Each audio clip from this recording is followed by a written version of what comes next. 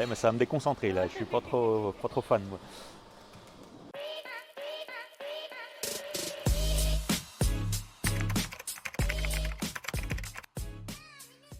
Jérôme Bonin, conseiller en nutrition depuis 2 ans sur le département de la Saône-et-Loire, sur la grande région Bresse.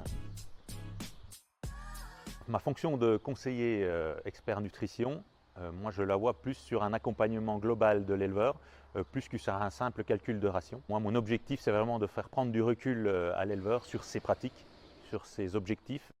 Donc ce lieu s'appelle une cuisine où sont stockés les ingrédients temporairement, hein, le temps qu'il soit chargé et distribué aux animaux. L'éleveur, son travail, lui, ça va être d'entretenir cette cuisine, d'apporter ce qu'il a besoin en termes d'ensilage, de fourrage sec et autres, et de la maintenir propre, bien sûr, puisque plus on sera propre sur l'alimentation des animaux, meilleurs seront les résultats.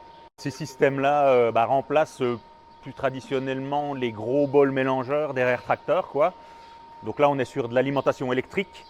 Le matériel va fonctionner de manière autonome, jour et nuit, autant de fois qu'il y a besoin dans la journée. C'est-à-dire que c'est lui qui va regarder ce qui reste sur la table d'alimentation de chaque lot d'animaux. À chaque fois qu'il passe, il fait une estimation de ce qui reste. Et en fonction de ce qui reste, il va programmer un chargement et une distribution ou pas. Alors, le rôle du conseiller dans ce genre d'installation, comme dans d'autres d'ailleurs, ce sera d'établir des plans d'alimentation en fonction des objectifs. Si l'éleveur veut faire 30 kg de lait parce qu'il a besoin de faire ça pour payer ses investissements, eh bien, on va essayer de coller à cet objectif, quoi.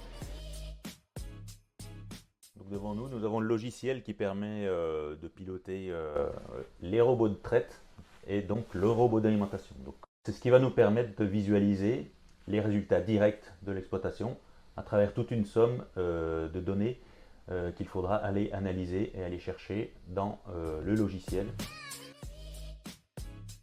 Je viens d'une génération où les compétences informatiques ne sont pas forcément innées, donc c'est quelque chose qu'il a fallu acquérir, mais on n'est pas obligé d'avoir un niveau informatique, d'être hyper pro. Voilà, il suffit de s'intéresser au sujet et d'avoir la connaissance des logiciels. Par contre, le niveau technique, ça, il faut l'avoir, puisqu'il faut savoir comment fonctionne le matériel. J'ai profité d'une opportunité dans mon entreprise, donc qui avait besoin d'un spécialiste nutrition.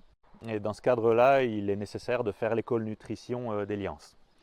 Donc c'est un module en 4 sessions de formation sur une dizaine de jours au total, sur lesquels on rebalaye un peu tout ce qui peut intervenir pour nous aider à acquérir les compétences nécessaires à la fonction d'expert nutrition.